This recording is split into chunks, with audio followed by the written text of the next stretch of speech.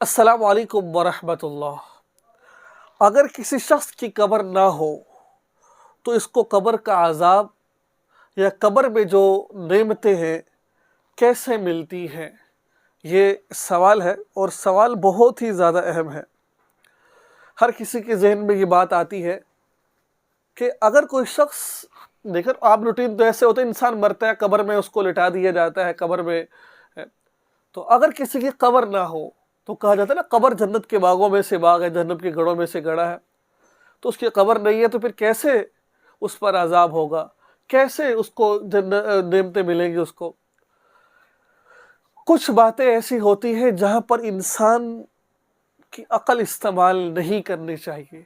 कहा जाता है ना कि दीन के मामले के अंदर अपनी अक्ल को दीन के ताबे करो, दीन को अक्ल के ताबे मत करो। ये मत कहो कि ये मेरी अक्ल में नहीं आ रहा, ये मेरे फलां में नहीं है, फलां में नहीं, मैं इस पर अमल नहीं करता हूँ। अल्लाह ताला ने कुरान पाक का आगाज़ किया ना अलिफ लाम मीम, पहला लफ्ज़, इसका तर्जुमा किसी को नहीं पता है, इसका माना सिर्फ अल्लाह की ज़ात को पता है। हम गैब पर ईमान लेकर आए हैं, किसी ने अल्लाह को नहीं देखा लेकिन ईमान लाए, फरिश्तों को नहीं देखा, अल्लाह पर ईमान लाए हैं हम लोग।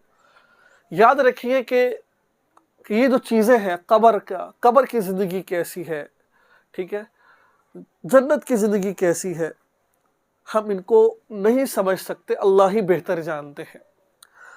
छोटी सी मिसाल समझाने के लिए आपको देता हूँ। जब इंसान सो रहा होता है, मिसाल के तौर पर समझाता हूँ, इंसान सो रहा होता है, उसकी जो जिस्म होता है वो बिस्तर पर होता है, इधर भी भाई लेटा हुआ है, उधर भाई लेटा हुआ है, बीवी लेटी हुई है, लेकिन उसकी रूह कभी किसी इलाके की सैर कर रही होती है, कभी किसी के पास गई होती है, कभी किसी के पास।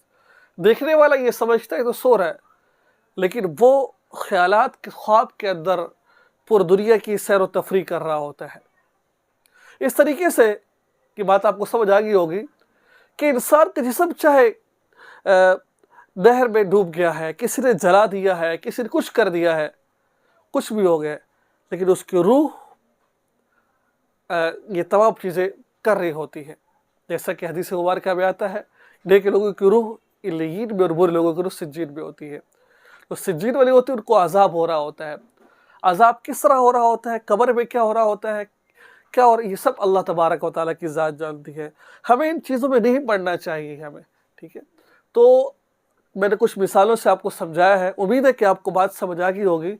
अल्लाह तबारक व तआला से दुआ है अल्लाह ताला हम सबको इन पर अमल की तौफीक नसीब फरमाए, मरने से पहले पहले कल्ब जैसी अजीम नेमत नसीब फरमाए। आप तमाम भाइयों से दरख्वास्त है, अपने लिए जब दुआ मांगे तो ये ज़रूर दुआ मांगे अल्लाह कल्मे वाली मौत नसीब फरमा। और आप सब से अपने लिए, हम सब के लिए दुआ की दरख्वास्त है। आखिर में वही बात अर्ज़ करना चाहता हूँ, चैनल को सब्सक्राइब कीजिए और इस वीडियो को आगे शेयर ज़रूर कीजिए। अस्सलाम वालेकुम रहमतुल्लाह।